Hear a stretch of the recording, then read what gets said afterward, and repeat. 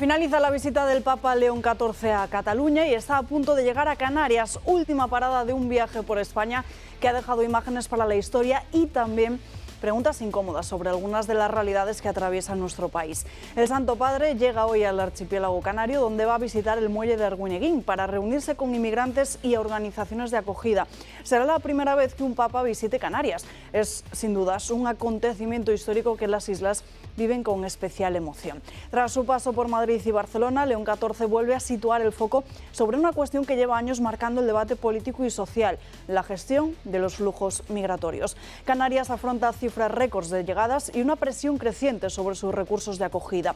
Una realidad compleja que exige respuestas más allá de los gestos y los discursos. Pero la visita papal también ha servido para proyectar una imagen contrastada de España. En Madrid, las calles mostraron una movilización multitudinaria de jóvenes y familias alrededor de la figura del pontífice. En Barcelona, sin embargo, la agenda estuvo inevitablemente condicionada por otro asunto que preocupa cada vez más a los ciudadanos: la seguridad. A escasos kilómetros del recorrido previsto para el Papamóvil, la ciudad volvió a ser un escenario de un violento episodio que ha conmocionado a la opinión pública. Un hombre fue asesinado a tiros a plena luz del día en una céntrica calle de la capital catalana. Según las primeras hipótesis de la investigación, podría tratarse de un ajuste de cuentas relacionado con la delincuencia organizada.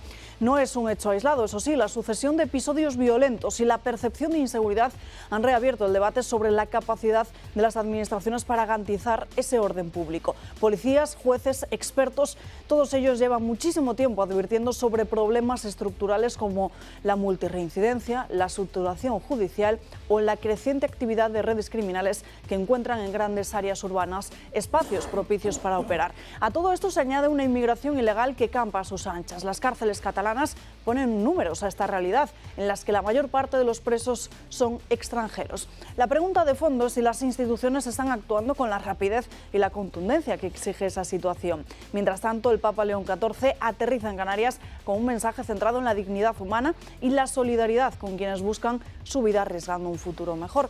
Lo hace después del histórico discurso del lunes en el Congreso, en el que, al margen de la defensa de la vida, también mencionó la inmigración legal. Y ese apunte es importante. Y es que su visita a Canarias llega a un lugar que resume muchas de las contradicciones de nuestro tiempo: la de las mafias migratorias o la de ONGs que se lucran a costa del sacrificio de unos y de la maldad de otros. Dos realidades distintas: la seguridad y la inmigración, que han acompañado el viaje del pontífice por España. Dos debates que siguen abiertos y dos cuestiones sobre las que, más allá de las fotografías y los titulares, los ciudadanos esperan respuestas.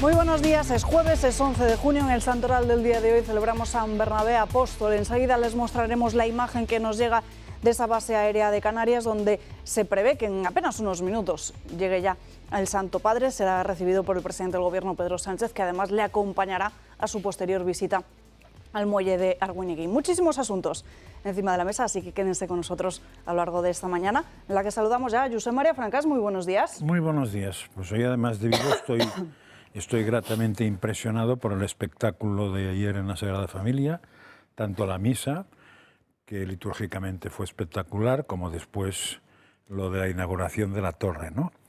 Y también impactado porque me recordó una frase histórica pronunciada por Enrique IV de Francia, también llamado Enrique de Navarra, diciendo que París, paréntesis, en este caso Moncloa, bien vale una misa. También es verdad que el sentido de uno y otro era distinto, porque el de Enrique IV era pasar de ser protestante hugonote a convertirse diríamos formalmente o estéticamente, en católico, y lo de Pedro Sánchez no sabemos en qué consistía. Hay tres versiones, diríamos, los que movidos por la fe y la esperanza de estar cerca del Papa han llegado a la conclusión, y son optimistas y bien pensantes, de que Pedro Sánchez y el Gobierno se ha convertido, hasta un grupo más mayoritario de gente que simplemente dice a ver si hay suerte y se ha enterado de algo, y hasta los más pesimistas o más pensados, que yo en este caso hablaría de los más realistas, que lo que dicen es esto, que París bien vale una misa, que pegarse cerca del único sitio donde en teoría ganaba el PSOE/PSC es muy interesante, que ahí dentro estaba convencido de que nadie le insultaría ni a él ni a su espectacular esposa. Bueno, pues es una posibilidad. Probablemente yo me apunto más a la tercera, aunque me gustaría ser más optimista que realista. Don Luis del Pino, muy buenos días, ¿qué tal está? Muy buenos días, impresionado con el acto en Barcelona. Qué bonito, qué solemne, qué cosa tan de poner los pelos de punta. Y sobre todo, con lo más impresionado es con que a los 600 plastas separatas que pretendían reventar el acto con sus consignas políticas, les mandaran fuera y les encapsularan los mozos de escuadra para que no hicieran el paleto. Que los pillarán ya es mucho, ¿eh? Sí, sí, porque sí. en general, como eso no se busca... No, vamos, increíble, muy bien. Tan bonito que les recuerdo, o les informo, mejor dicho, que este domingo, a partir de las 10:30 de la noche, aquí en el Toro Televisión, podrán volver a ver algunos de los momentos más destacados de la visita del Papa León XIV a nuestro país. Comenzaremos repasando ese discurso, histórico discurso en el Congreso de los Diputados del lunes, el otro discurso que realizó en el Bernabéu, y podrán ver esa bendición y espectáculo de la Torre de Jesucristo en la Sagrada Familia de ayer, así que no se lo pierdan el domingo por la noche aquí en el Toro Televisión. Volvemos hoy a Dando Caña, saludamos a don Alejo Vidal Cuadras, un placer tenerte como siempre, buenos días. Buenos días. Sí, realmente la visita del Papa está dando mucho juego, ¿no? Y hay que resaltar que en el discurso en el Congreso, él habló de la inmigración y dijo que los inmigrantes tienen derecho a vías seguras y legales. O sea, yo creo que más claro no lo puede decir.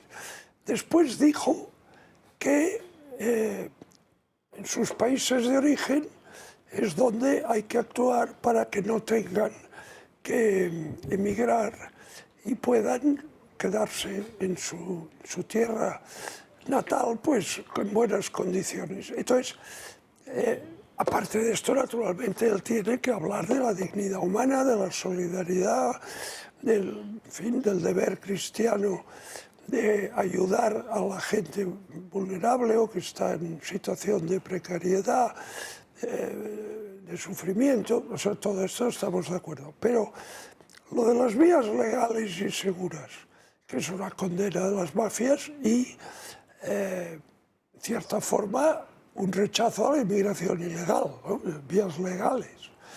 Y después, bueno, pues esto, que hay que trabajar en los países de origen para evitar que la gente se marche de allí.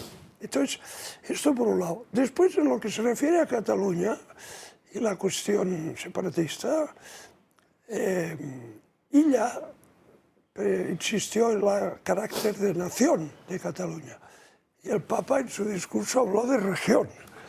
Es decir, que es una corrección semántica bastante significativa.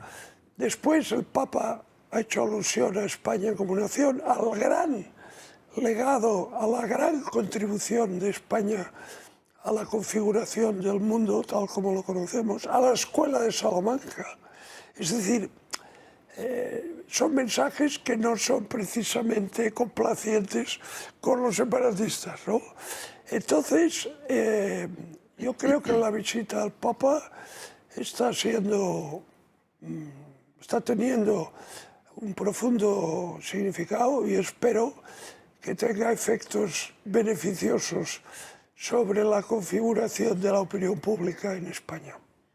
Esperemos que así sea. Hablaremos luego de esa visita del Papa León XIV. Hoy pondremos el foco además en Canarias, pero antes tenemos que hablar del caso de las cloacas del Partido Socialista, que bien puede valerle al Partido Socialista, al PSOE, esa posible imputación de la que tanto se habla. Vamos ya con todas las novedades que hay en torno a la SEPI, porque lo que sabemos, lo que está acreditando la U con todos sus informes entregados al juez, es que la trama de Leire Díez intentó buscar un acomodo al que fuera presidente, a Vicente Fernández. Fernández. Al parecer, se buscarían las fórmulas para así poder seguir tutelando esta SEPI y se habría creado una trama paralela, atención, para favorecer esa adjudicación de contratos y también diferentes rescates públicos, una trama que se cifra, atención, en más de 132 millones de euros. Leire Díez y el expresidente de la SEPI, Vicente Fernández, habrían intentado intervenir en numerosas operaciones empresariales bajo el respaldo político de María Jesús Montero. Algunas fuentes aseguran que existía la percepción de que la entonces ministra quería mantenerle el puesto reservado a Fernández a la espera de que se resolviera su situación judicial por el caso Aznal Collar. De hecho, algunos responsables de empresas públicas afirman que seguían atendiendo sus llamadas porque daban por hecho que podría regresar al cargo. Vicente Fernández y Leire Díez habrían participado activamente en operaciones relacionadas con compañías como Traxa, Mercasa, Mercasevilla o Mercabilbao. En algunos casos, las iniciativas fueron rechazadas por los propios directivos, pero en otros, como por ejemplo el rescate de tubos reunidos o una ayuda concedida a una empresa del grupo Forestalia, la UCO sostiene que la trama obtuvo importantes beneficios económicos que alcanzaban los 200.000 euros. Pero las agendas intervenidas a Leire Díez van mucho más allá. Sus anotaciones reflejan supuestos movimientos y estrategias relacionadas con algunas de las principales compañías del IBEX 35, entre ellas Telefónica, Prisa, Indra, Repsol, BBVA, Sabadell o Hispasat. Los documentos recogen referencias a posibles cambios de dirección, movimientos accionariales y operaciones corporativas que, según las investigaciones, estarían alineadas con los intereses del gobierno. Entre ellas aparecen menciones al relevo en Telefónica, a la estrategia de crecimiento de Indra, a la compra de Hispasat y a los conflictos accionariales en el grupo Prisa. Figuran también anotaciones sobre la fusión entre BBVA y Sabadell, así como referencias a procedimientos judiciales relacionados con Repsol. Parte de estas operaciones llegaron a producirse meses después de quedar reflejadas en los cuadernos de Leire Díez. Pues así es como habrían intentado intervenir en todas esas empresas, don Luis.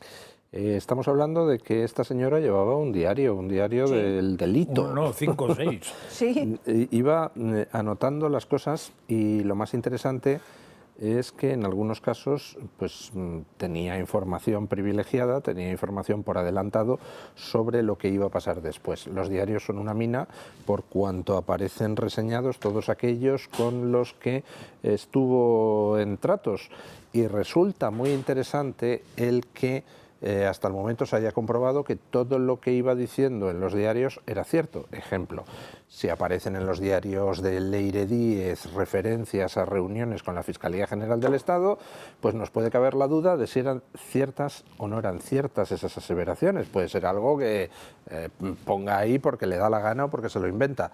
Sin embargo, todas las cosas se están demostrando una tras otra. Decía que se había reunido con la Fiscalía General del Estado. Al final la Fiscalía General del Estado ha tenido que admitir que había celebrado 2 reuniones con esta representante de la cloaca.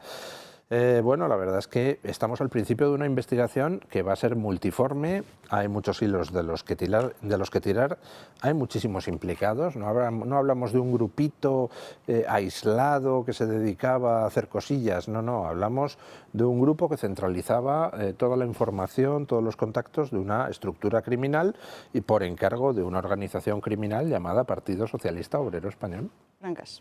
Sí, no, has nombrado una cosa, que es lo de la Fiscalía, pero está la Dirección General de la Guardia Civil, que también dijeron que, ella dijo que sí, dijeron que no, y ya después dijeron que sí, quedándose el ministro con el trasero al aire y la directora general con más cosas que el trasero. Pero como aquí importa, da igual, pues se les verán las vergüenzas y no pasará absolutamente nada. Pero es que parece que hay otra, que es que ahí ponía PS y entonces todo el mundo decía que eso debía ser, pues no sé, Peter Ustinov o el que fuera, y han reconocido ya que es Pedro Sánchez. O sea, el propio gobierno, no sé cómo lo ha hecho, pero lo da de alguna manera lo habrá hecho Moncloa diciendo que sí, que es Pedro Sánchez. O sea que realmente se va comprobando lo de los diarios. Por cierto, la tal señora, que es muy chocante, la tal Leire, ha dicho que los diarios, unos son suyos y otros son del dueño del piso que tenía del anterior piso. Es chocante esto. O sea, yo en general, cuando mira que llevo ya estando en Madrid, distintas casas, mudanzas y mudanzas, y nunca me he encontrado diarios del anterior, y mucho menos, si me hubiera encontrado eso, pondría los míos al lado de los suyos. Probablemente se los devolvería o los tiraría a la basura, pero toda la vida es muy rica.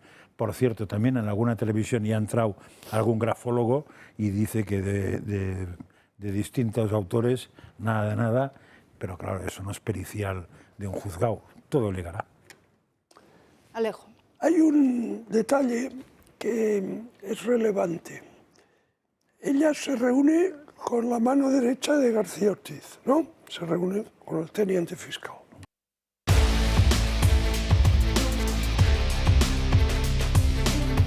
Ya estamos de vuelta en Dando Caña, 12:30 del mediodía, 11:30 en Canarias, y hablábamos antes del caso de las cloacas del Partido Socialista y de todas las reuniones con la Fiscalía General del Estado. Atención a más anotaciones en todas esas agendas, en los diarios de la fontanera, llamada fontanera del Partido Socialista. Es una información que hoy publica precisamente El Español en su portada, y lo van precisamente a ver cómo anotó en una de esas agendas, la correspondiente a los últimos meses del año 2020, diferentes gestiones con la diputada del Partido Socialista, con Isaura Leal. Se habrían reunido para poder abordar así el llamado caso de Aznalcóllar. Eso es lo que aparece en esa agenda. Ese caso, estaríamos hablando en esa trama de un supuesto amaño de un concurso internacional que se habría convocado en el año 2014 para así adjudicar diferentes actividades extractivas de recursos minerales existentes en la reserva minera de esa localidad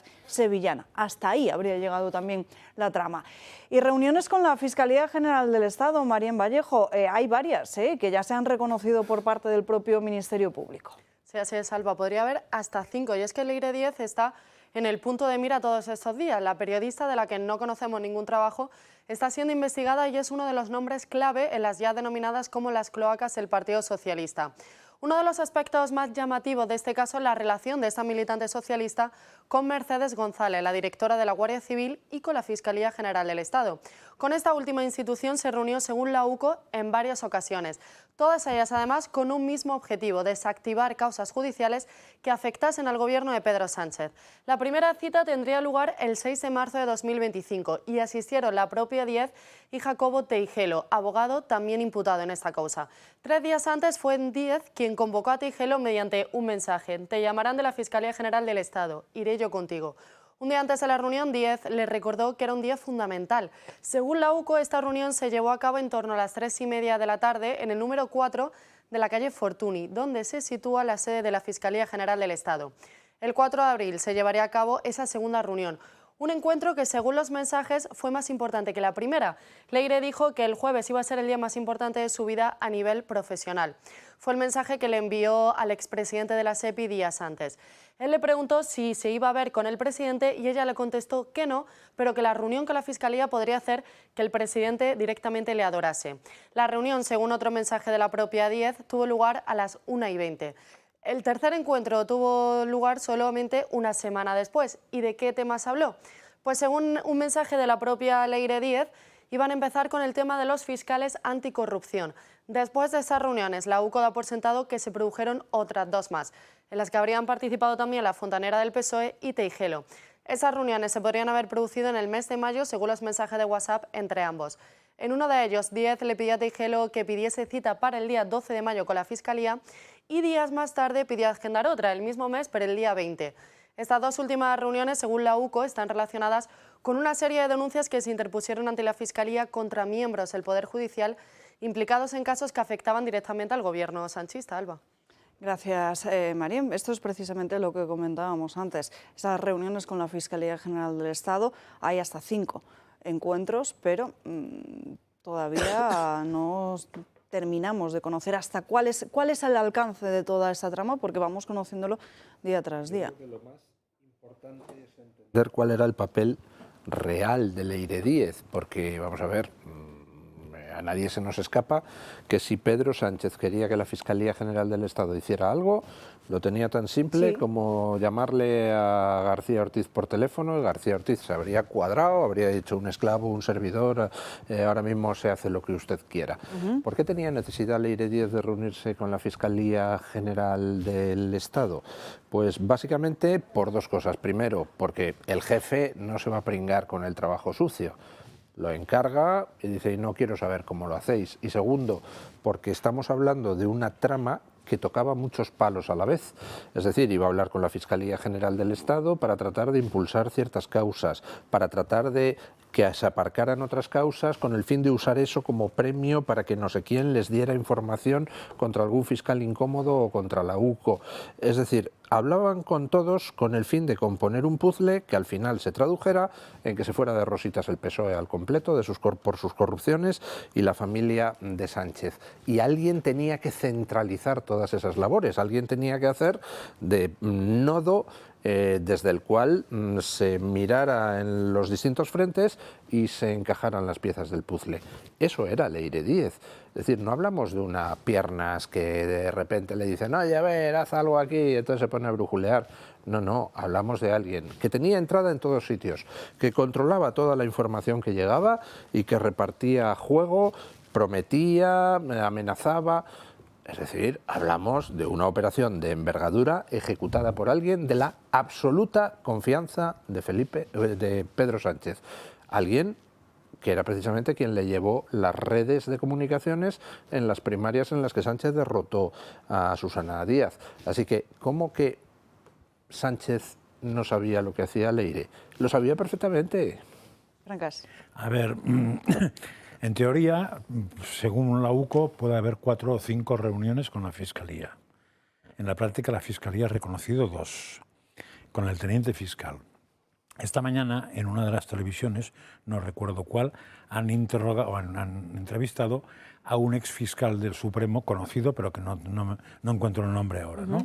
Y ha dicho una cosa que me parece muy interesante. El teniente fiscal no pinta un pimiento en casi nada en la Fiscalía, excepto en que es él segundo de a bordo en la oficina técnica.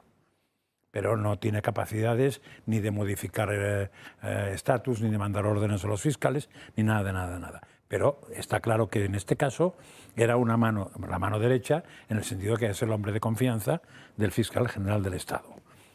Cuando se va a ver a un personaje de estos, un ser normal no va, pero suponiendo que esos seres no son normales y consiguen ir a él para denunciar comportamientos, dice el fiscal que se ha equivocado de puerta, porque para denunciar comportamientos no se va nunca al jefe de la oficina técnica, se va al jefe de anticorrupción. Con lo cual, si se va a este, es porque alguien te ha dicho vete a este que es de los nuestros. No porque se te resuelva, porque este no te va a poder por sí mismo resolver nada. Si lo que le planteas es una chorrada, es difícil que te reciba otra vez. Y si lo que le planteas es un delito, si no hace nada, tiene un problema. Con lo cual lo seguimos complicando. Según parece la información que le pudieron dar, porque no sabemos cuál le pudieron dar, puesto que la Fiscalía dice una cosa y la UCO dice otra, no fue anticorrupción para que actuara nadie, con lo cual se quedó muerta allí y simplemente se usó con otros fines que no se han conocido. Con todo eso, el que no queda nada bien es el fiscal general del Estado o la Fiscalía en general. Alejo. Todos hemos visto películas en las que en una agencia de inteligencia se le encarga a un agente algo ilegal, algo sucio. Por ejemplo, eliminar a alguien, ¿no? O cometer cualquier delito al servicio de una causa que se considera superior, ¿no? Y en esas películas siempre el que le encarga el trabajo a la gente, ese trabajo que está fuera de la ley, le dice, si te pillan, no te conocemos, no te vamos a ayudar y ya te apañarás. ¿Aceptas? Y entonces en las películas siempre dice sí, tal. Entonces, esto que hemos visto en las películas pasa en la realidad también. Es decir, que hay determinadas organizaciones en el seno de la seguridad del Estado, donde estas cosas se hacen, ¿no? La Guardia Civil y la Policía Nacional sería muy raro, pero por ejemplo en el CNI Seguro que sí. seguro que se puede hacer una cosa así, ¿no? No sé, entra en casa de tal y roba tales evidencias, ¿no?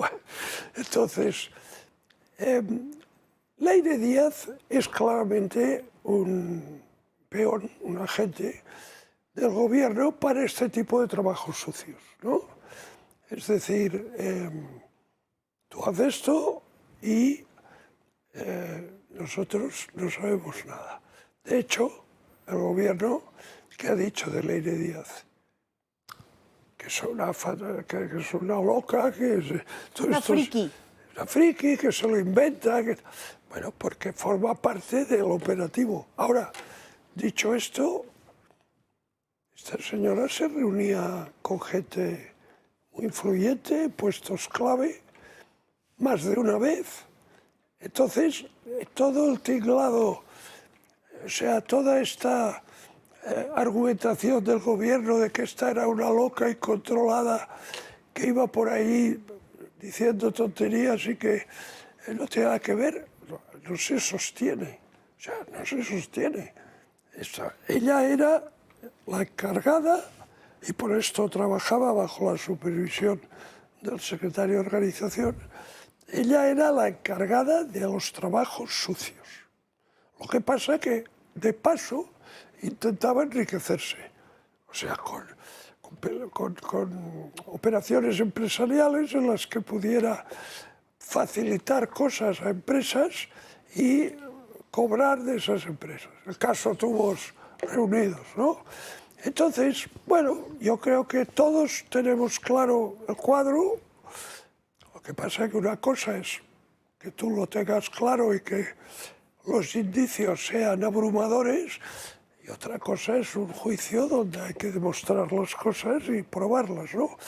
Pero En ese sentido, es interesante, en el paralelismo que estaba usted haciendo con las películas de espías, hay una parte donde se aparta del guión habitual de las políticas de las películas de espías. En las películas de espías le dicen: tienes que hacer esta operación, si te pillan no sabemos quién eres, memoriza esto y luego trágate el papel para que no quede, y el espía coge y se lo traga para que no quede rastro Son en ninguna parte. profesionales ahí. Profesionales. Aquí y no. aquí llega esta y va anotando todo son lo de que medio hacía. pelo. Guarradas del día. Hoy he hecho Bueno, un intento de soborno. cuidado, y los audios.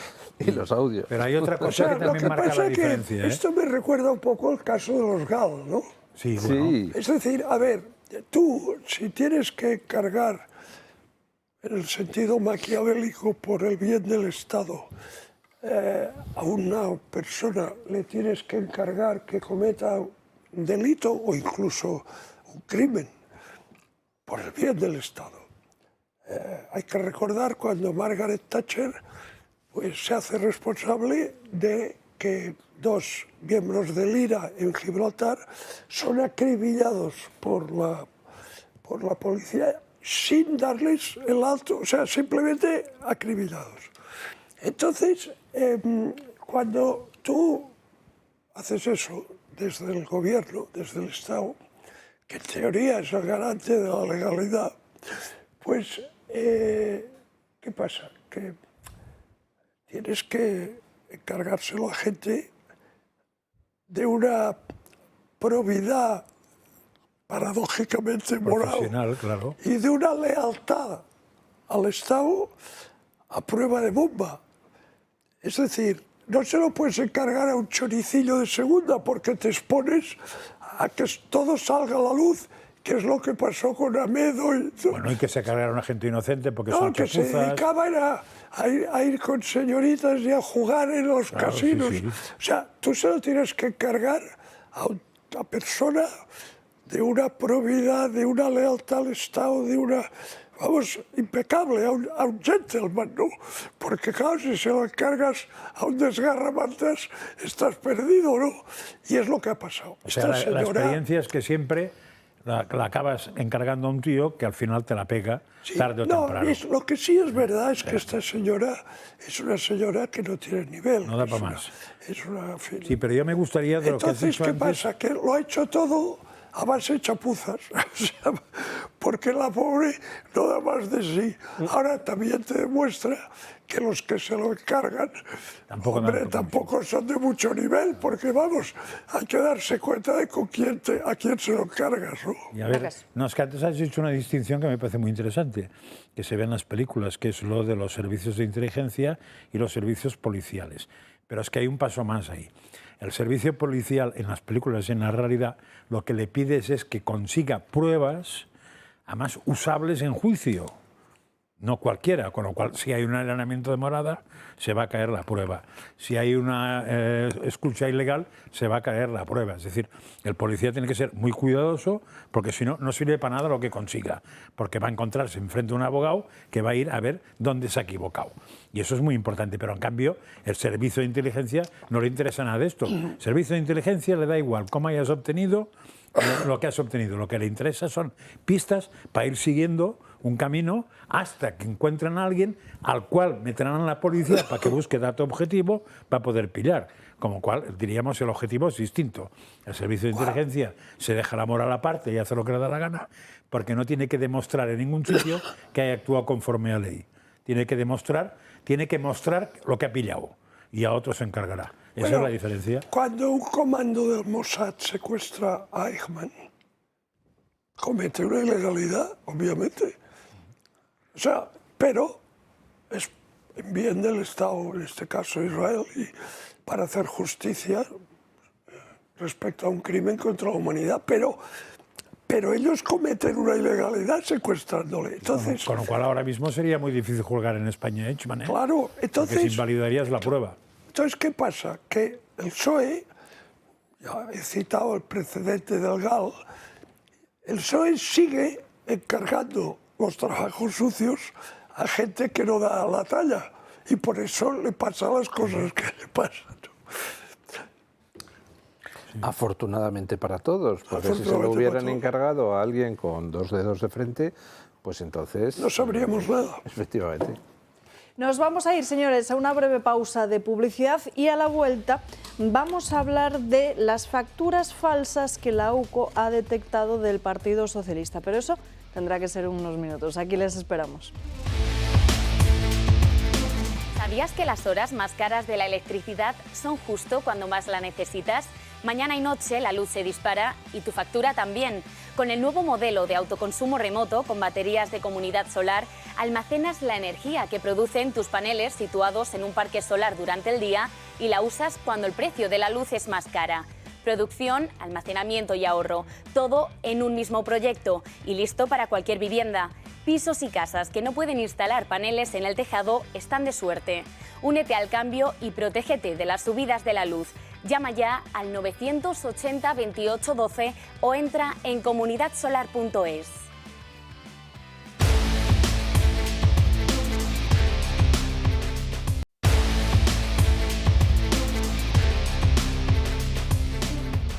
Con pasión, ternura y belleza. Así ha estado marcada la segunda jornada del Santo Padre en Barcelona. Su primera visita ha sido a los reclusos y agentes del centro penitenciario Brians 1. 80 presos han dado la bienvenida a quien ha ido a llevarles un mensaje de esperanza. Cuando os venga la tentación de sentiros menos o penséis que no vale la pena seguir adelante, alzad vuestra mirada hacia aquel que a través de la presencia de tantas personas nunca deja de mostraros su amor y cercanía. Aunque el agobio y la tristeza marquen algunos momentos de vuestro camino, recordad que los errores de la vida no determinan la identidad de una persona. Esta ha sido la primera vez que un papa ha visitado una cárcel en España. A continuación ha recorrido las calles de la ciudad condal hacia la abadía de Montserrat, donde ha rezado el rosario a la Moreneta. Tras encomendarse a la Virgen ha expresado su agradecimiento al pueblo catalán. Gracias por esta hermosa manifestación de fe, todos unidos en una sola familia, con esta acogida de nuestra Madre María, la Virgen de Montserrat. Estáis aquí esta mañana para recordar a todos en Cataluña, en España, en el mundo, que la fe da vida, que la fe da esperanza. Después de comer con la comunidad benedictina del monasterio, ha vuelto a subirse al papamóvil, hacia el Raval de Barcelona, uno de los barrios más inseguros y multiculturales de la ciudad. El Papa no ha acudido a la iglesia de San Agustín para celebrar una misa, sino para escuchar a quienes sostienen la red más silenciosa de la pobreza en la ciudad, la Caridad Diocesana. El pequeño Renzo, un niño inmigrante argentino de 6 años, llenó de ternura al Papa. Soy Renzo, tengo 6 años, te quiero hacer unas preguntas. ¿Le gusta el fútbol? ¿De pequeño quería ser papá? ¿Por qué hay tantas personas que viven en la calle? Y una última pregunta más. ¿Hay que perdonar siempre? El niño, con total naturalidad, hizo varias preguntas sorprendiendo a todos los presentes y que el Papa respondió con su ternura habitual. La que ya contesté es no quería ser papa, ni como joven ni como viejo, pero cuando el Señor llama, hay que decir sí. No permitamos que la soledad y el abandono se normalicen en la vida de los adultos mayores. Perdonar no significa decir que lo malo estuvo bien, ni dejar que alguien siga haciendo daño. No significa olvidar por la fuerza como si nada hubiera pasado. Perdonar significa no dejar que el odio se convierta en dueño de nuestro corazón. Su último encuentro del día ha sido una de las citas más esperadas de su viaje, la Sagrada Familia.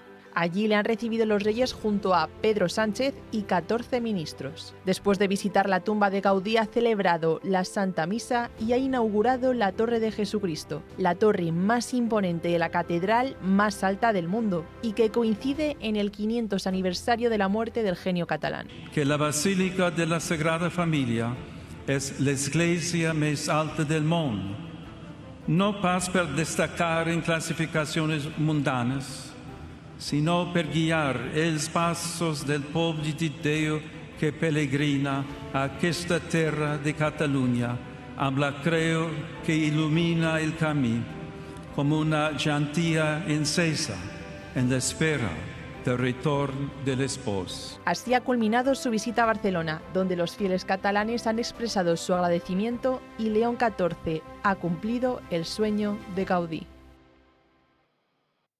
Y en estos momentos el Papa León XIV, lo están viendo en sus pantallas, ya ha llegado a Canarias. Hace apenas unos minutos se ha producido esa llegada a la base aérea de Gando. Participa ahora en un encuentro con los diferentes inmigrantes en el puerto de Arguineguín, donde va a dar un discurso y en donde también está acompañado, lo están viendo precisamente unos pasos por detrás, el presidente del Gobierno, Pedro Sánchez, que ha decidido trasladarse también en este día a Canarias para recibirle primero en el aeropuerto y luego para acompañarle en este muelle. Esta tarde, después de este encuentro con los inmigrantes, el Papa va a tener otro encuentro con los obispos, sacerdotes, diáconos, religiosos y agentes de la pastoral en la Catedral de Santa Ana, donde va a pronunciar otras palabras.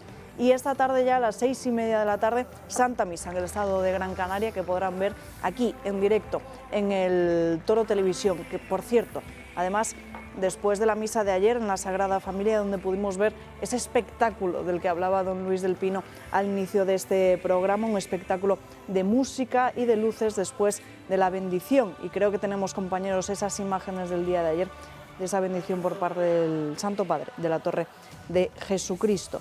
Diferentes jóvenes, no sé si podemos proyectar esas imágenes de la Sagrada Familia del día de ayer, con jóvenes con velas cantando en la fachada de la Basílica. Inmediatamente después se iluminaba la cruz de la Torre de Jesús, al tiempo que se iban encendiendo los objetos lumínicos que se repartían entre el público. El órgano ha sonado, las vidrieras además quedaban iluminadas en el interior y centenares de drones dibujaban en el cielo de Barcelona la imagen del arquitecto, de Antonio Gaudí, con una de sus citas más célebres, primero en Amón, en el amor y después la técnica. En el centenario de la mort del venerable Antoni Gaudí, l'arquitecte, duplicamos que derrames el Espíritu Santo sobre tu pueblo. Vamos a estar muy pendientes de la visita del Papa León XIV a Canarias y de ese discurso que va a pronunciar en el muelle de Arguineguín, donde mantiene ese encuentro con diferentes inmigrantes. Pero antes volvemos a las cloacas del Partido Socialista, hablamos de los casos de corrupción del PSOE, porque la portada de hoy de Objective no deja lugar a dudas. La UCO detecta más de 50 facturas, un total de 52 facturas falsas del Partido Socialista en la causa de la financiación irregular. Tenemos conexión en directo con Teresa Gómez, que es precisamente quien escribe este artículo. Teresa, muy buenas tardes. ¿Qué tal, Alba? Muy buenas tardes. Bueno, lleváis meses tirando del hilo. ¿En qué momento os dais cuenta de que esta investigación no va solo de Ábalos, como nos intentaban hacer ver, sino que llega directamente a la caja del Partido Socialista? Bueno, pues hay varias fuentes que nos dicen que efectivamente existía un grupo que ellos le llamaban el grupo acelerador, que se encargaban precisamente de acelerar la adjudicación en obra pública a determinados empresarios, y a cambio el empresario tenía que pagar en torno del 15 al 20% de lo que había recibido de esa adjudicación para el Partido Socialista directamente. Y esto nos dijeron fuentes, empresarios que habían formado parte de ese entramado y por lo tanto eran testigos directos, ¿no? Nos decían que una parte iba para el político de turno que había ayudado en la adjudicación al contrato público y otra parte era directamente para el Partido Socialista. De hecho, siempre Koldo García Izaguirre, aunque en las reuniones solía estar también presente Ábalos, que era el que solía acudir a los postres, nos decían, ¿no? Es decir, el que solía acudir al final de la reunión, nos decían que Koldo siempre llamaba por teléfono a Santos Cerdán, que era como alguien superior. ¿Por qué? Porque ese dinero iba directamente al Partido Socialista. Y a nosotros nos contaban esto, y nos contaban que también se hacía mediante facturas que eran facturas ficticias, creadas ad hoc y creadas con el pretexto de canalizar esos fondos que tenían una procedencia ilícita, ¿no? Ahora ya hay una causa abierta precisamente sobre la presunta financiación irregular del Partido Socialista y a nosotros lo que nos cuentan es que hay 52 facturas que la UCO ya ha detectado que serían facturas creadas ad hoc por los miembros de la trama y que habían sido directamente ingresados por el Partido Socialista determinadas empresas para canalizar esos fondos de procedencia ilícita. Habláis precisamente de esas 52 facturas en menos de un año. ¿Qué es lo que más le llama la atención a la UCO de todas esas facturas? ¿El número, los importes o la forma en la que se pagaron? Bueno, el número no, porque estas 52 que te digo es de una sola empresa y son facturas emitidas en solamente 9 meses.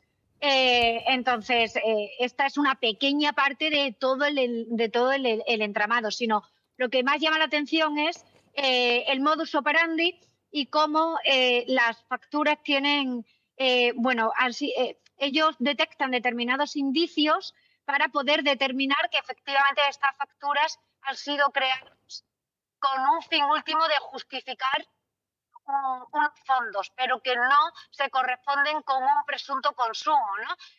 Mañana vamos a sacar una segunda parte explicando cuáles son las características de estas facturas y por qué la UCO prevé o cree que son falsas y que han sido creadas ad hoc para justificar unos supuestos pagos.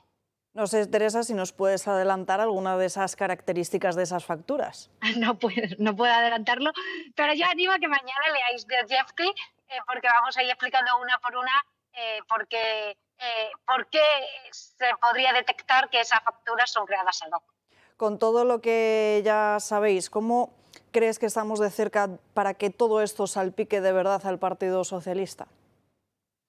Yo creo que estamos muy cerca y yo creo que antes de que termine el año el Partido Socialista sí va a terminar imputado como persona jurídica en la causa de financiación irregular. Es una causa que ya está abierta, que está bajo secreto de sumario, que está abierta precisamente en la Audiencia Nacional, en la misma causa en la que se investiga la trama Koldo.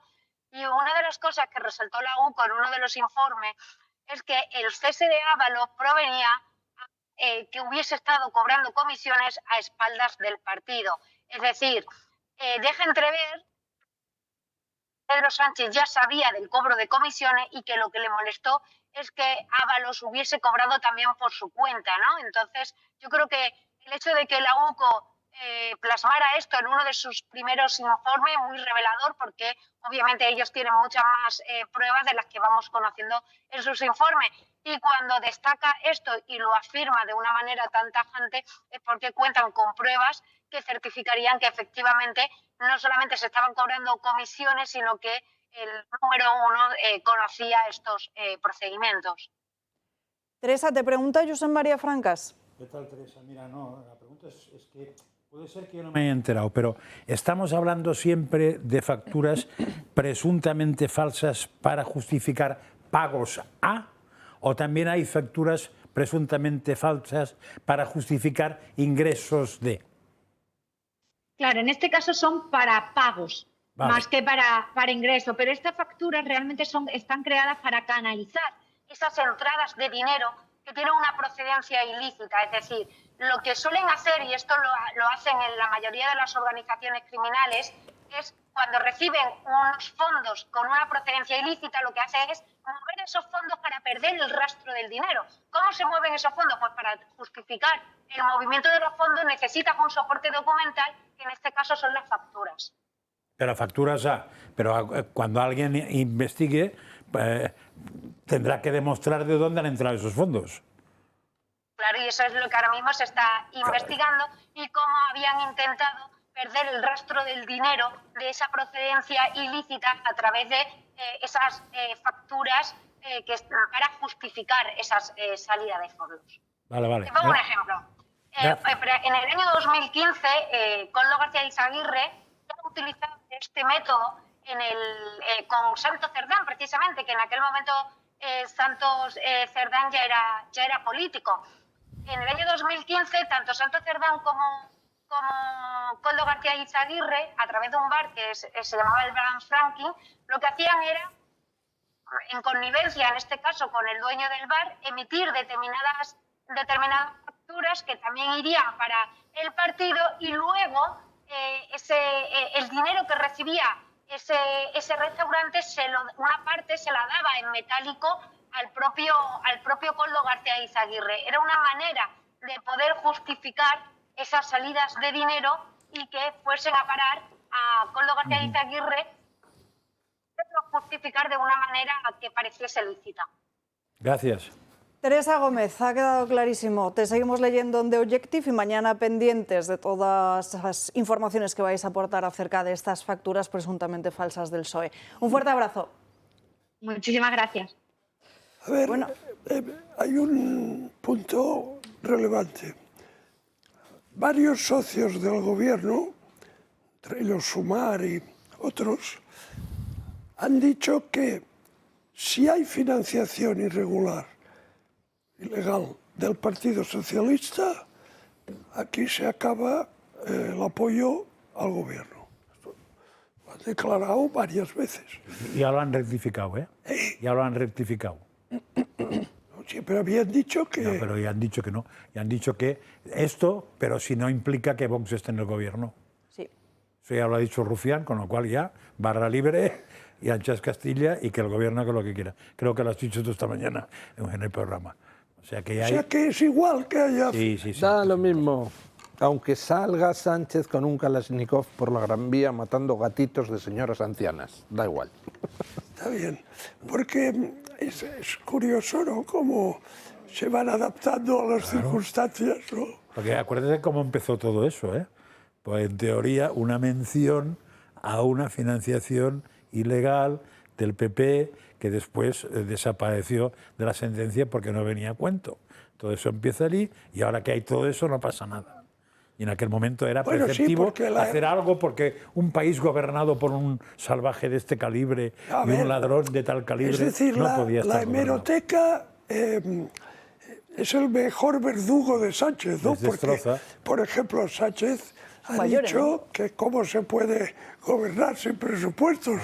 Es como un coche que no tiene gasolina. 3 ejercicios presupuestarios sin presentar presupuestos y tan pacho. Después, hombre, hay que acabar con la corrupción. La moción de censura fue defendida por parte del PSOE por un individuo que hoy está en la cárcel por corrupción, sobre la base de que no se podía tolerar la corrupción. Entonces, en fin, o sea, todo es tan grotesco. También Pedro Sánchez y el PSOE quisieron abolir la prostitución. Lo digo porque igual tiene algo que ver con el origen de alguna de estas cosas, ¿no? Sí. Y me parece todavía más sangrante. Sí, bueno, sí. No, es todo es un disparate. Todo.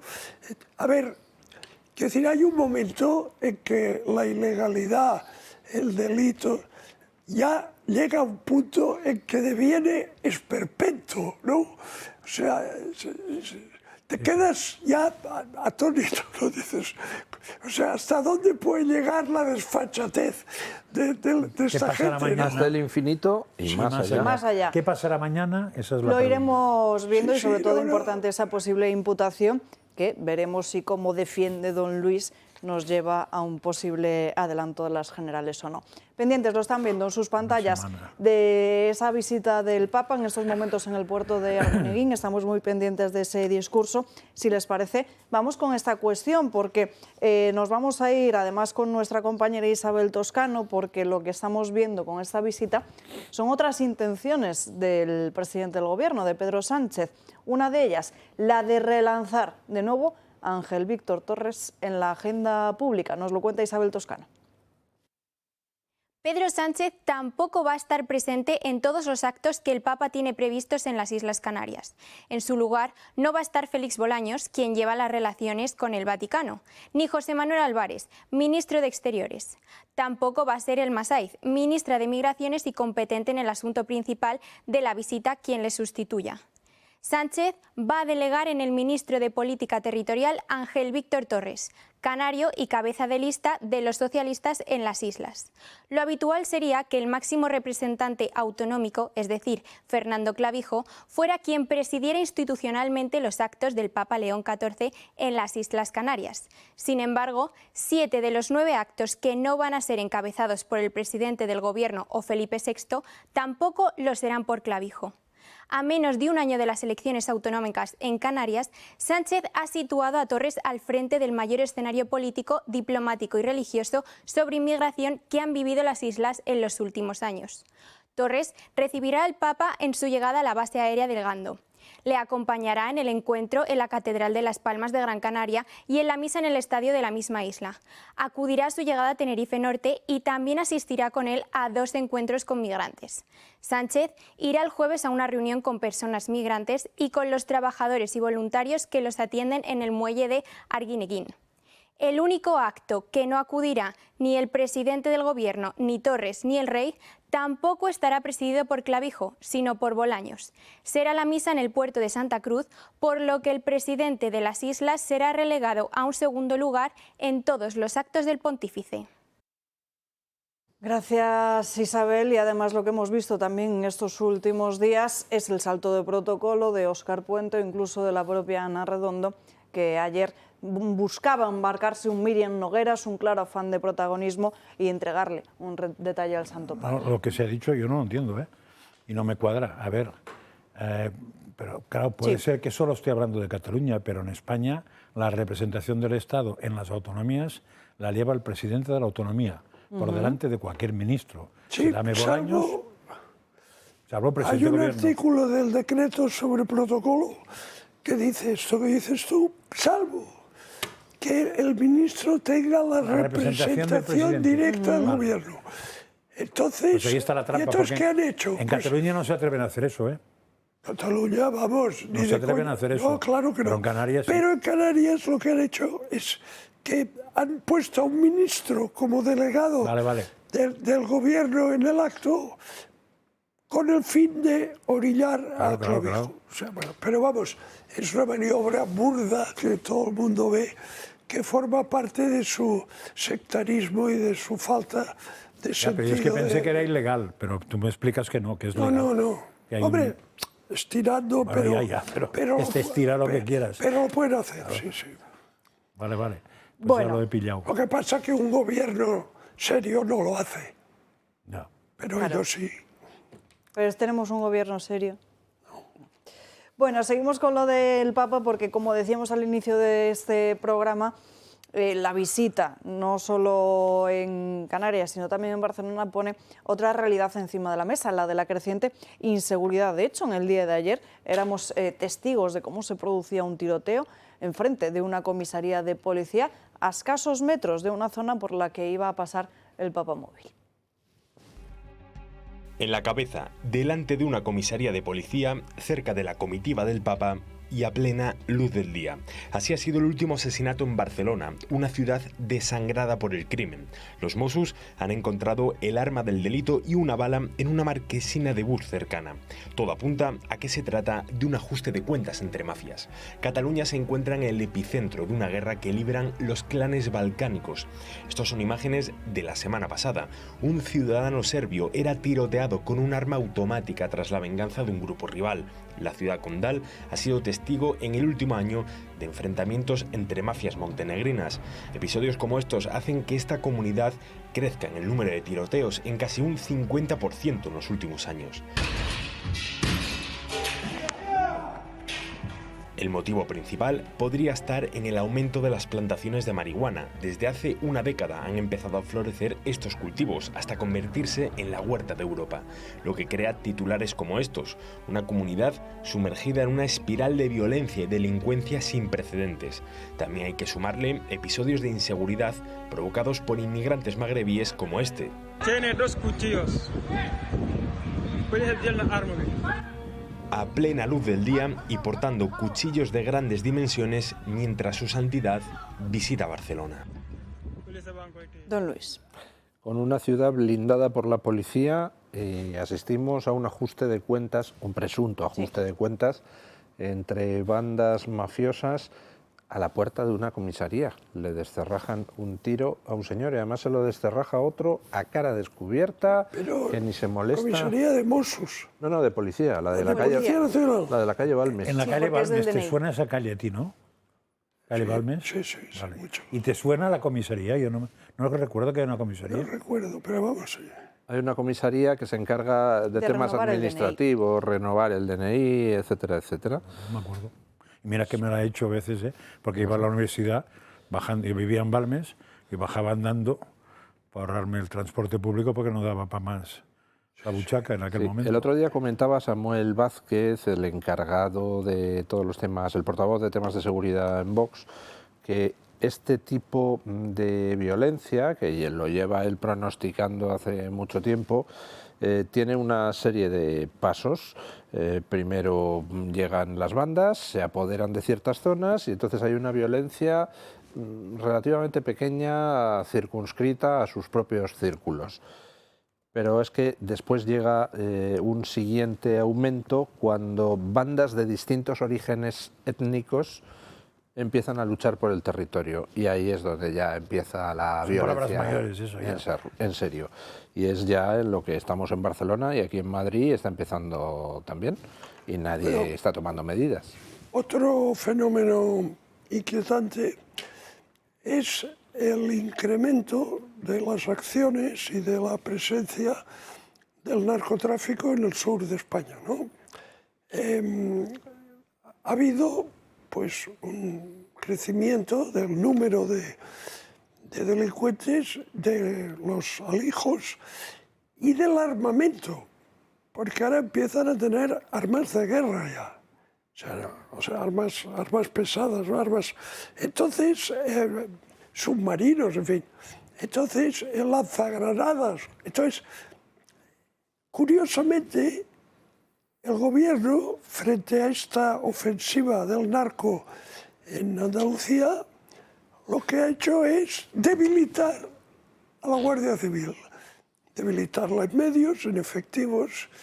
O sea, había una unidad eficacísima, la OCON, la desmantelaron. Entonces, a ver, O sea, ¿cómo se entiende? O sea, el gobierno está dando facilidades para que el narco opere en Andalucía. Se entiende muy bien, Alejo? Dices cómo se entiende. Se entiende muy bien. No, alguien está pringao. Bueno, pero cuidado, es que a nivel gubernamental... Sí, alguien está pringao a nivel gubernamental.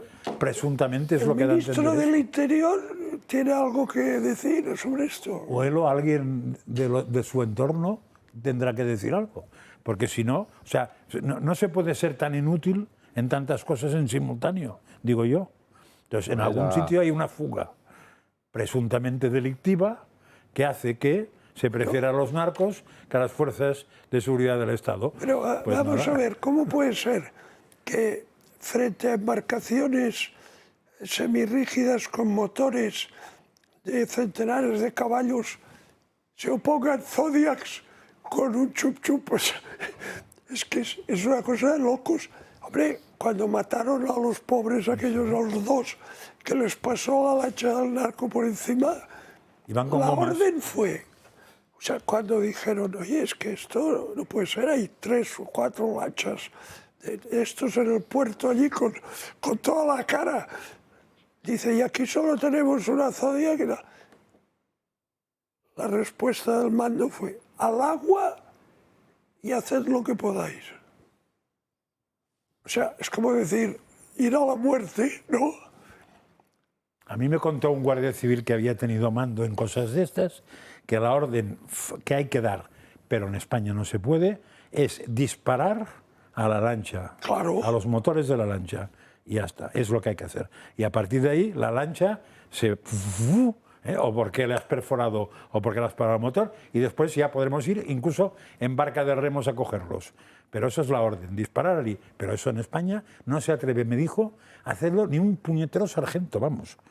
Nadie dará esta orden. Porque como te equivoques en el disparo y le des a alguien, te cae el pelo a ti.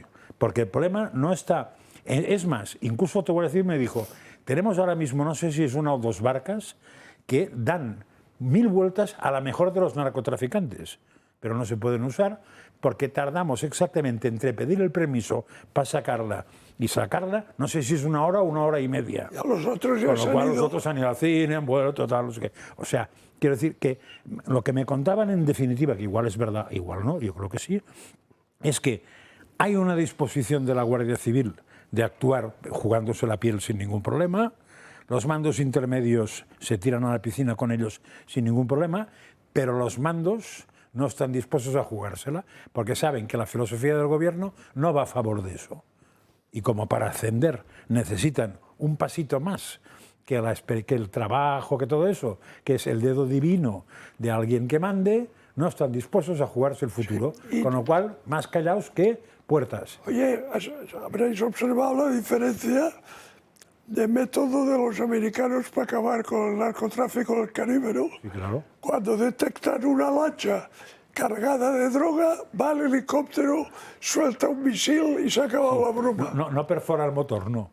Va directo. No, y los mata a todos. Claro, porque también es verdad que he avisado de que no se te ocurra pasar por ahí. Ah, claro. Eso es un aviso previo que hace. Pero te quiero decir... En cada uno de los casos, antes de lanzar el misil, se les avisa por radio cuando se tiene el canal, se sabe el canal que usan, y si no, con altavoces gordos. Por no eso hacen caso, avisa, pepinazo. Pero lo que no hacen es intermedio y decir, oiga, que le dejaré sin postre, oiga, que me enfado mucho. Bueno, pues eso que es lo que hacemos aquí. No me enfado mucho. Pues nada. Bueno, señores, creo que podemos irnos con otro asunto. Seguimos muy pendientes de esa visita del Papa, pero nos vamos con sanidad, porque se va a gastar, atención, la friolera, de 9 millones de euros en preservativos gratis para jóvenes en las farmacias, mientras el IVA de otros productos básicos como pañales, no solo cuando hablamos de pañales nos referimos a pañales para bebés, sino también para las personas mayores y dependientes, se mantiene al 21%. 9 millones de euros. Es lo que el Gobierno va a destinar a la compra de preservativos que se repartirán de forma gratuita en las farmacias para jóvenes de entre 16 y 22 años. La medida impulsada por el Ministerio de Sanidad tiene como objetivo frenar las infecciones de transmisión sexual en nuestro país que han crecido por el menor uso del preservativo. Una acción que no es novedad, ya que Mónica García lleva trabajando en ella desde 2024. Por su parte, el director de Salud Pública de Sanidad, Pedro Gullón, ha explicado que la finalidad es convertir los preservativos en un derecho. Sin embargo, las mujeres parecen no tener ese derecho, ya que tienen que seguir pagando un alto precio por los productos de higiene menstrual que, pese a la reducción del IVA del 10 al 4% aprobada en 2022, siguen siendo un lujo para muchas mujeres españolas. Pero claro, la gratuidad de esos productos supondría una pérdida de 700 millones de euros para las arcas del Estado, algo que parece haber afectado a la opinión de García, que en 2021 desde Más Madrid reclamaba que se repartieran gratis a mujeres que no podían permitírselo. Por otro lado, otro producto de necesidad con un coste elevado son los pañales para bebés y productos de higiene para personas dependientes por los que todavía se paga el 21% de IVA. Pese a que hace 4 años se intentaron incluir en la tasa morada impulsada por el Ministerio de Igualdad de Irene Montero, esa medida nunca llegó a aplicarse, por lo que todavía muchos padres pueden llegar a gastarse cientos de euros al año en ellos. ¿Qué os parecen estas prioridades? Pues, a ver, no, las prioridades cada uno tendrá las que tenga en su cabeza, pero la medida correctiva para bajar las enfermedades de transmisión sexual es simplemente un error. Y explicaré por qué muy rápidamente. Si las enfermedades de transmisión sexual se transmiten, por ejemplo, por tener relaciones sexuales directas, cuantas más relaciones sexuales directas, más probabilidad haya de que haya enfermedad de transmisión sexual. Y lo que dice la ministra, supongo, y que se dijo con el SIDA, es si ponemos un impedimento que es el preservativo, da igual las que haya porque nunca pasará. Eso es falso por 2 motivos. Uno, porque los poros del preservativo no previenen de todo tipo de enfermedades de transmisión sexual. Hay algunas que el bicho es más pequeñito que el poro, primera cosa. Se podría añadir, además de eso, los posibles errores que pueda haber en lo que se quiera, pero la tercera cosa es que al dar más seguridad en un acto, se promociona el acto, con lo cual tarde o temprano puede ser que ese acto se haga sin la seguridad. Si alguien no entiende esto, tiene un problema que se tendrá que explicar. Bueno, ya se verá en las estadísticas. Ya se verá, exactamente. Ya se verá. Por ejemplo, hay medidas, la congelación de alquileres, que consigue que suba el alquiler. Sí, claro. O sea, es decir, que la izquierda siempre soluciona los problemas creando otros mayores, ¿no? Entonces, en el caso, a ver, la distribución gratuita de preservativos a la juventud es, digamos, una muestra del relativismo moral y de la demagogia, ¿no? Porque al fin y al cabo lo que pretenden ahí es ganar votos, ¿no? Claro. Yo creo que es una buena medida esto de que el gobierno compre 9 millones de euros en preservativos y los vaya a regalar en las farmacias, porque todos los jóvenes marroquíes de España van a ir a por su ración y van a acabar los preservativos revendidos en Marruecos. Eso también va a ocurrir. Pensaba que me ibas a decir las fiestas de paradores. No, señores, noticia de última hora, porque ya sabemos la tasación de las joyas halladas en esa caja fuerte de Ferraz 35, donde José Luis Rodríguez Zapatero, el expresidente del gobierno, tenía además su despacho. Según están confirmando diversas fuentes de la investigación exclusiva OK Diario, ese valor alcanza, atención, el 1.300.000 euros. Es la cifra que da la joyería Ansorena, que está fundada en 1845 y que es la encargada por parte del juez de la Audiencia Nacional, José Luis Calama, de realizar la tasación para conocer el valor real de esas joyas que, según se ha dicho durante todos estos días, por parte de diferentes sectores o por parte de aquellos que querían defender la figura de Zapatero, pues tenían un valor mucho menor y procedían directamente de una herencia. Unas joyas de las que, por cierto, Zapatero dice no tener ningún tipo de documentación. La tasación oficial encargada por el magistrado Calama deja esta cifra, 1.300.000 euros. Sí, 3 cosas muy rápidas. Una, esa es la primera tasación que se dijo por los expertos mirando las fotos. Se decía sobre 1 o 2 millones. La tasación oficial que dijo un tal Zapatero, y lo dijo su portavoz Luis o sea, Arroyo. por boca de Luis Arroyo, su portavoz, presidente o director general del Ateneo, creo Presidente. que presidente, fueron entre 30 y 50.000 euros. Parece que hay una cierta diferencia entre 30 y 50.000 euros a 1.300.000. La cuestión es muy simple. 30 sería medianamente justificable en base a muchas triquiñuelas, 1.300.000 euros no tiene justificación posible porque si es una donación tenías que haberlo declarado, si es una herencia tenías que haberlo declarado y si lo has entrado fuera de España tenías que haberlo declarado. Con lo cual tienes que aquí como mínimo hay un delito fiscal de campeonato.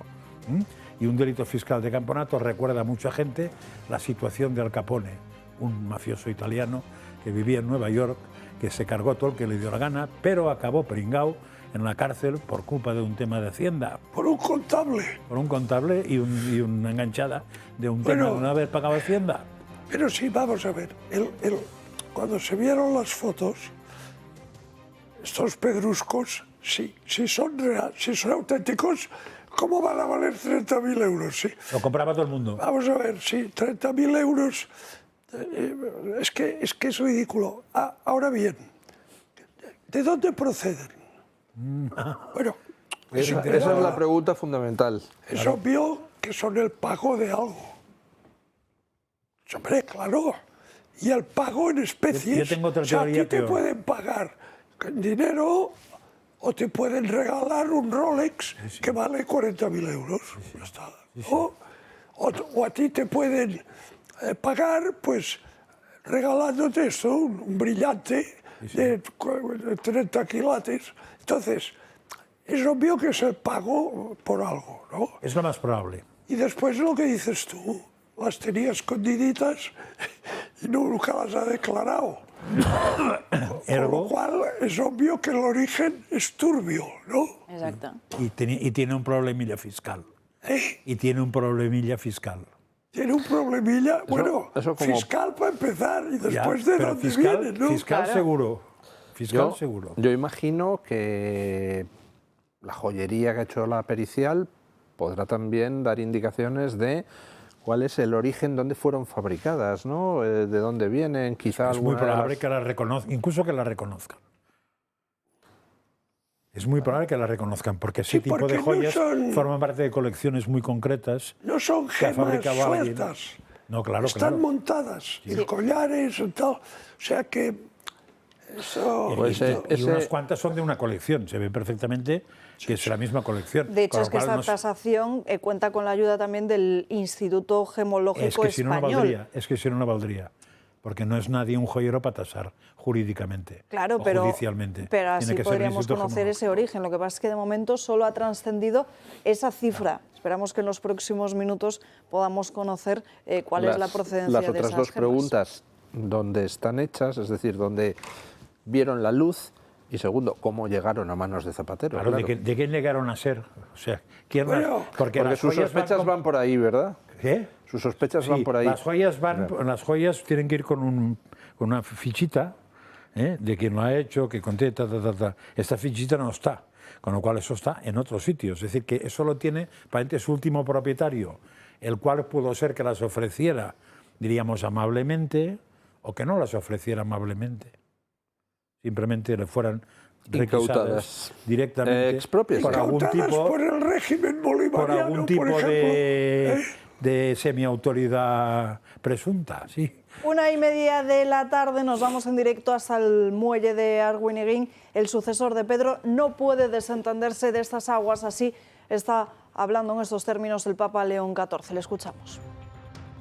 Donde los recursos no bastan y no hay un idioma común, pero donde aún pueden hablar los gestos.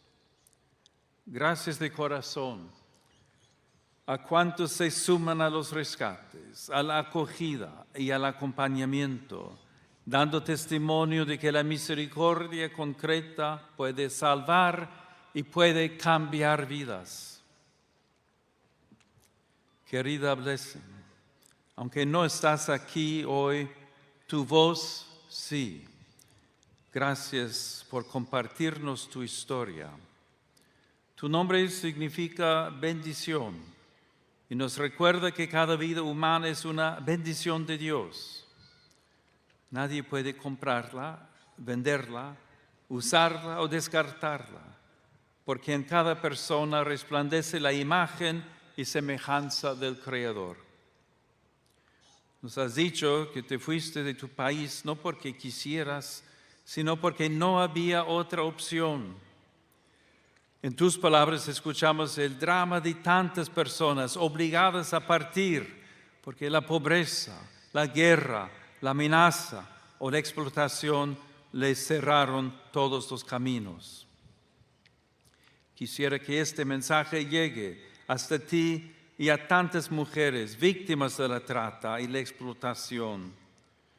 Si otros pusieron precio a tu cuerpo, Dios no ha dejado nunca de mirarte como a alguien invaluable. Si quisieron encerrarte en un pasado de dolor, Dios sigue pronunciando sobre ti una promesa de futuro. Si te trataron como una cosa, la Iglesia quiere decirte hoy, eres hija, eres hermana, eres bendición. Tu vida no es de quienes te dañaron, tu cuerpo no es de quienes se aprovecharon de ti. Tus días no pertenecen a quienes quisieron encadenarlos al miedo. Tu vida pertenece a Dios y conserva una dignidad que no pueden arrancarte. Y nosotros queremos caminar contigo hasta que esa verdad vuelva a sentirse más fuerte que el dolor. Queridos migrantes, antes de decirles cualquier otra palabra, quiero inclinarme ante su dignidad. No son números ni expedientes. Ustedes son personas con una familia y una casa dejada atrás, con sueños que nadie tiene derecho a despreciar. Pero también quiero decirles que su vida debe ser protegida. No entreguen su existencia a quienes comienzan con ella. No les crean a quienes prometen paraísos fáciles a cambio de su cuerpo, o de dinero, de silencio o de su libertad. Esas falsas promesas son cantos de sirenas con industrias de muerte. Este drama debe convertirse en examen de conciencia para las naciones de origen, que deben crear condiciones de paz, justicia y desarrollo. Para las naciones de tránsito, llamadas a proteger y no a dejar a los débiles en manos de redes criminales. Para Europa, que no puede proclamar la dignidad humana y acostumbrarse a que el Mediterráneo y el Atlántico sean cementerios sin lápidas. Para la comunidad internacional, llamada a una cooperación eficaz y perseverante.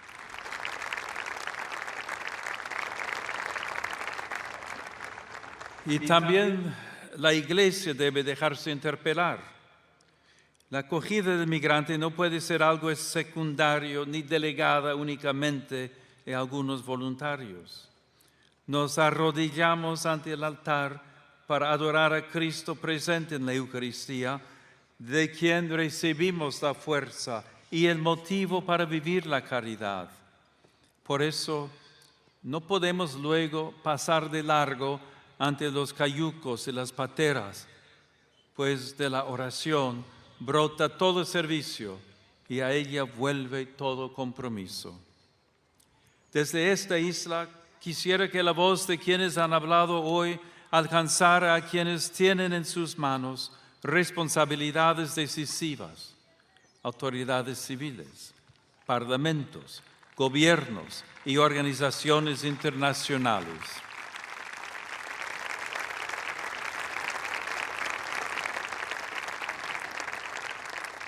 Y también a las comunidades cristianas, a las demás tradiciones religiosas y a todos los hombres y mujeres de buena voluntad. No basta gestionar llegadas, distribuir cifras, reforzar fronteras o lamentar las muertes cuando ya han ocurrido. Cada barca que llega no trae solo migrantes, trae consigo una pregunta.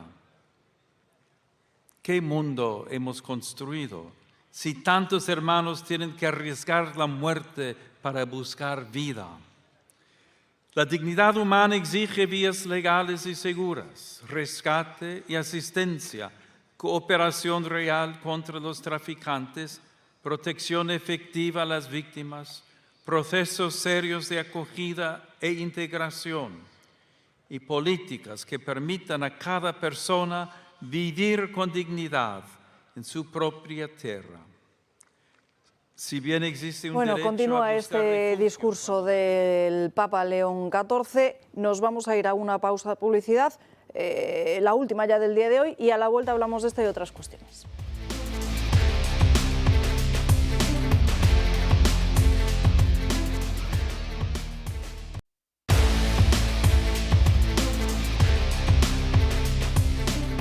Tener un audífono y escuchar un pitido a veces puede ir de la mano, y es precisamente del tema que vamos a hablar con Eduardo Mora. Muy buenas tardes. Hoy vamos a hablar de una cosa un poco más doméstica. Es de las preguntas que más nos hacen cuando la gente que lleva audífonos, porque los audífonos, el pitido es ese clásico que se llama una retroalimentación, o sea, cuando parte del sonido sale y vuelve a amplificarse, pues pita ese pitido, ¿no? Entonces es muy característico los que convivimos con gente que tiene pérdida auditiva, que estamos oyendo que le pita, porque en muchos casos ni el propio que lo lleva lo oye que le pita. Y entonces, como recomendación, lógicamente los equipos ya más modernos tienen unos controles de feedback suficientes como para que emiten una onda parecida a ese sonido y la anulan. Entonces ya la gente no oye ese sentido. Pero sobre todo es porque no está bien hecho o se ha desajustado, o cuando lleva ya más tiempo el audífono puede el canal auditivo haber cambiado un poco, que es que no está bien hecho el ajuste entre donde está el altavoz de donde está el micrófono. Y como está muy cerca, cualquier salida de sonido se retroalimenta y pita. Entonces, normalmente son los tonos agudos, que es lo que más perdemos. Nosotros aún vamos perdiendo con los años esa presbiacusia o ese oído cansado que comentamos en otras veces. Pues lo que nos genera es que hay un pico de agudos que es el que tenemos que amplificar mucho. Entonces, al amplificar mucho, parte de él puede salir y lo que hace es que se realimenta. Entonces, muchas veces con eso hay dos casos. Si es una cosa muy crónica, los audífonos que van dentro del oído pequeñitos son más fáciles de que se retroalimente porque están más cerca, tanto el micrófono como el altavoz, están más cerca y pitan con más facilidad. Y los que están un poquito detrás del oído, que ahora son unas pastillitas que prácticamente también son invisibles, eso nos permite controlar muy bien todo ese tipo de filtros. Entonces, nosotros cuando nos lo preguntan, lo primero que hacemos es hacer una revisión. Tiene que estar acoplado y vista. Y luego está la solución, que es más normal, es que tiene un tapón.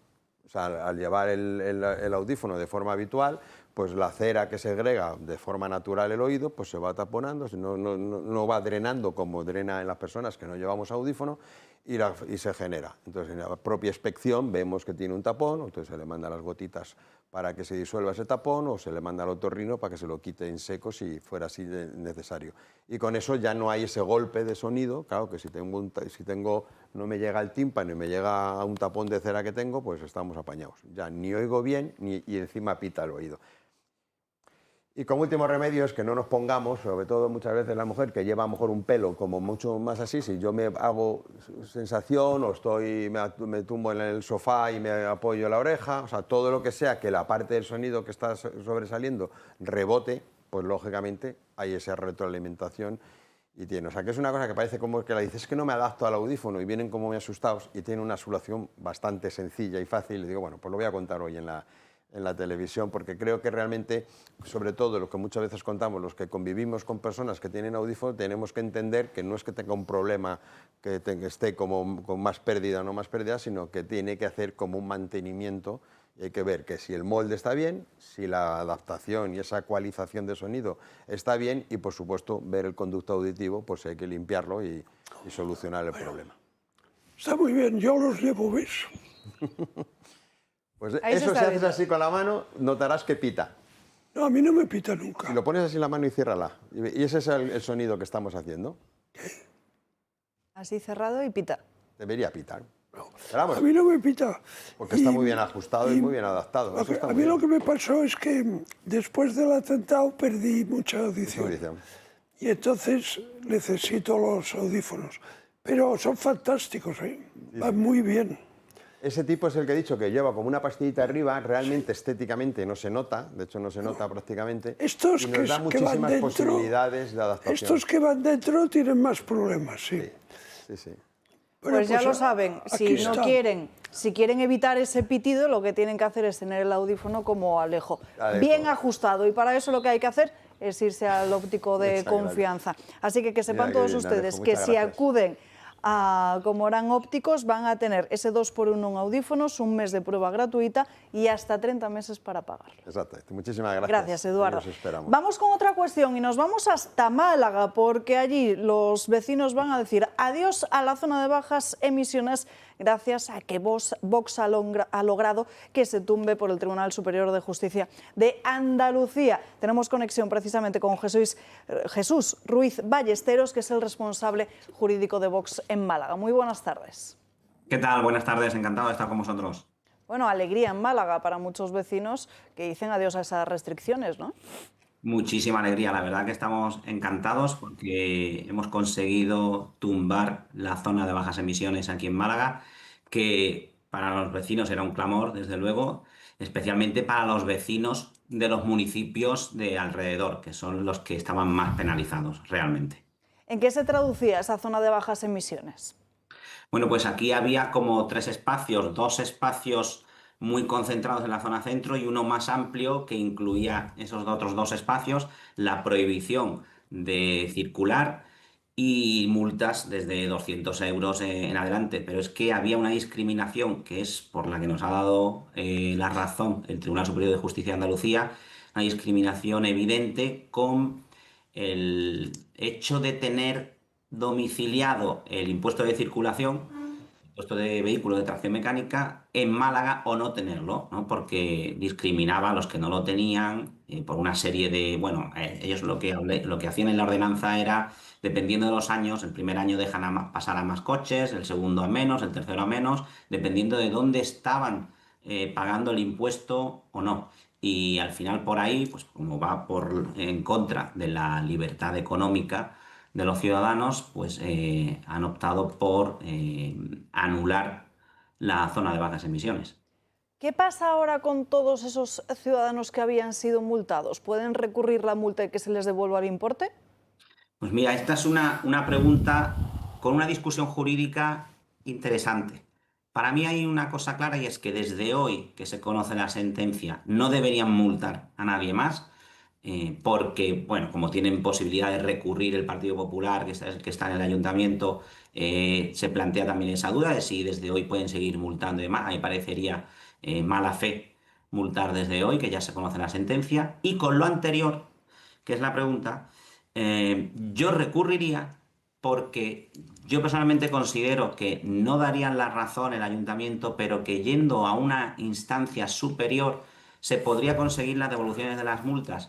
¿Por qué? Porque, a mi juicio, se puede considerar que hay una estafa procesal en el hecho de aprobar ordenanzas y estar cobrando multas que pueden durar un tiempo mientras llegan los tribunales y se pronuncian, y con eso esa estafa procesal consistiría en que estoy cobrando durante el tiempo en el que el pleito está durando y no obtengo sentencia. Con lo cual, por ahí quizás podría entrar. Si no, es posible que hasta las mantengan y las hayan cobrado bien. Así que la discusión jurídica está servida, seguro. Cuando se impuso esta zona de bajas emisiones, ¿qué objetivo se perseguía? ¿Había realmente una base científica para implementar todo este tipo de restricciones o más bien un afán recaudatorio? No solo es un afán, bueno, es un afán recaudatorio y además te diría doble. La base científica, a mi juicio, no existe. En los informes que hay para aprobar la ordenanza se indica, en los propios informes que aporta el ayuntamiento, que no hay contaminación. No hay esa contaminación que ellos pretenden defender, y menos en el centro de Málaga, que tenemos la mitad del centro es Málaga, la otra mitad es el mar. Entonces es difícil que haya ahí una contaminación, vamos, pues no la hay. Y con lo cual, lo que yo creo que han pretendido es cumplir con las órdenes que vienen de Bruselas, que es una recomendación, que no es una obligación, pero para obtener fondos económicos, básicamente. Es decir, oye, Bruselas dice, si pones la zona de bajas emisiones, te vamos a dar 4, 8 millones de euros. Bien, pues oye, vamos a ponerla porque nos dan dinero. Recuerdo aprobado esto por Partido Popular y Partido Socialista allí en Bruselas. Entonces, esa es una de las razones, la económica, y la otra segunda, que también es económica, sería el cobro de las multas, porque la información que me ha llegado a mí es que están cobrando alrededor de 1 millón de euros al mes, ojo, 1 millón de euros al mes, por las multas de las zonas de bajas emisiones. Así que evidentemente es un afán recaudatorio y no es ninguna razón medioambiental. Pues don Jesús, vamos a seguir muy pendientes para ver si efectivamente desde el Partido Popular se impone ese recurso y para también estar pendientes de si siguen multando o no a todos aquellos que, bueno, que se salten, por así decirlo, o que no tengan en cuenta esas restricciones que el Tribunal Superior de Justicia de Andalucía ha anulado. Muchísimas gracias por estar con nosotros en directo. ¿Me permites claro. un detalle solo? Adelante. Es que en algunos periódicos, en redes, han puesto que solo se anulaba una parte de las sanciones. Creo que ha habido alguna filtración y no han llegado a leer bien la sentencia o interpretarla bien. Y es que lo que han hecho ha sido dar por anulada toda la normativa del capítulo 1 del título 2 de la ordenanza y mantener la ordenanza. Y por ahí quizás no se entendió bien, pero al anular el capítulo 1 del título 2, ese es el capítulo de toda la zona de bajas emisiones, con lo cual se ha anulado toda la zona de bajas emisiones. Y lo quiero aclarar porque en algunos periódicos publicaron que era solo porque no iban a multar a los extranjeros y demás. Queda anulada completamente. Pues hace usted muy bien en aclararlo, sin lugar a dudas. Un fuerte abrazo, ahora sí. Muchísimas gracias, encantado. Últimos 7 minutos y nos vamos con la alerta atención que hay en el Mundial de este 2026. ¿Por qué? Por culpa de los impagos de España a las renovables. Nos lo cuenta Natalia Fernández Pica. La ofensiva de los acreedores contra España entra en una nueva fase y el Mundial de 2026 podría convertirse en uno de sus principales escenarios de presión. Todo se remonta a 2013, cuando el gobierno de Mariano Rajoy modificó las ayudas a las energías renovables después de años atrayendo inversión extranjera con primas millonarias. El objetivo era impulsar un modelo energético que terminó frenando con la crisis y los posteriores recortes. Aquella decisión desató una guerra judicial internacional contra España. Desde entonces, numerosos fondos e inversores extranjeros han ganado arbitrajes y reclaman al Estado más de 2.300 millones de euros en indemnizaciones pendientes. Ahora, aprovechando el escaparate internacional del Mundial de Fútbol, esos acreedores han registrado sentencias en distintos estados de Estados Unidos para intentar localizar activos españoles susceptibles de embargo. La preocupación es creciente porque España disputará 2 partidos de la fase de grupos en Atlanta, en el estado de Georgia, precisamente uno de los territorios donde ya se han presentado actuaciones judiciales relacionadas con estos litigios. Ante esta situación, la Real Federación Española de Fútbol ha remitido una carta formal a la FIFA para dejar claro que no forman parte de la deuda del Estado ni de los conflictos derivados de las renovables. Una maniobra preventiva con la que busca blindar a la selección española y evitar cualquier intento de embargo que pudiera afectar a la operativa durante el Mundial. En principio, este movimiento debería servir para desvincular a la selección de cualquier reclamación directa. El precedente más llamativo ya se produjo en los Países Bajos, donde varios acreedores llegaron a embargar la sede del Instituto Cervantes en Utrecht, un inmueble valorado en cerca de 10 millones de euros. Pues bien, ahora han registrado esa sentencia que le permite embargar bienes a España en todos los juzgados de los diferentes distritos federales de esas ciudades. Hablamos de un sumatorio total de unos 79,5 millones de euros, que son lo que se refiere a intereses de demora y las costas del proceso. La deuda total de todos los procesos perdidos por España en Estados Unidos asciende a más de 700 millones de euros. Pues yo pensé que era más. A ver, es que me parece que son cosas distintas. La deuda, que tienes que acabar haciendo frente a esa deuda, y otro asunto si en vez de, diríamos, esconder la cabeza debajo del ala, se hubiera negociado la deuda y se hubiera enfrentado, estaríamos hablando de otras cifras. Eso es una cosa, y otra cosa que si España debe, no deben los españoles individualmente. Y como la Federación Española de Fútbol, que sepa yo es una entidad privada que no depende del gobierno, a mi plin que duerma un picolín. Es decir, es como si me voy yo a Atlanta, no me van a detener a mí y para quitarme la pluma que debe costar 50 euros para pagar las deudas de España, digo yo. Me parece, vamos. No, está claro que es un problema del Estado, del gobierno. Claro. Y esto fue una chapuza tremenda, vamos. Porque hay una cosa que en el mundo de los negocios, de las inversiones, es clave y es la seguridad jurídica. Entonces tú no puedes jugar un partido y que te cambien las reglas a medio partido, ¿no? O sea, ahí pues... Y fue Rajoy. Ya se han visto las consecuencias, ¿no? Fue Rajoy y después han sido el resto, porque tampoco han hecho nada por evitarlo. Pero además, lo peor no, pero no solamente cambiaron para las inversiones extranjeras, cambiaron también para los españolitos que habían hecho algo, de la misma manera que, si os acordáis, porque es que es muy propio esto de estados bananeros o de mentes raras. Acordaos del tema del tabaco, obligan a los restaurantes a hacer un cambio en la estructura de la cosa para que puedan fumar en una parte, y en el momento que hacen esto, que cuesta dinero, dicen, pues ¿sabe qué? No se puede fumar en ningún sitio. Coño, después en las terrazas, obligan a las terrazas a que haya un tipo de gas, después no puede ser gas, tiene que ser electricidad, después no puede ser ni gas ni electricidad porque no se puede fumar, o sí se puede fumar. Todo eso tendría que pagarlo el loco que lo decide, y claro, cuando entra un juzgado acaba teniendo que pagar el loco, y como loco nos lo divide en todos los que estamos en el país. Yo lo que querría es que España avance hasta la final del Mundial, que Pedro Sánchez vaya a ver la final para hacerse la foto, que es lo que le gusta, y que le trinquen el Falcon, hombre, y con eso... O a él, ¿no? O a él, incluso. Y apuestos, ¿para qué vas a perder que el Falcon, que debe estar a punto de ser desechable, ¿no? Mira, este podría ser un uso de las joyas de Zapatero. Podríamos pagar deudas con las joyas de Zapatero. Un poco, pero bueno. Ya que vendió parte del oro de España, ¿no? Hablando de lo que comentaba antes don Josep María Francas, no hay ningún caso histórico de que una selección deportiva haya sido embargada por deudas de su Estado. Por eso, pero es que en la prensa ahí parecía que era un tema importante este. Que no.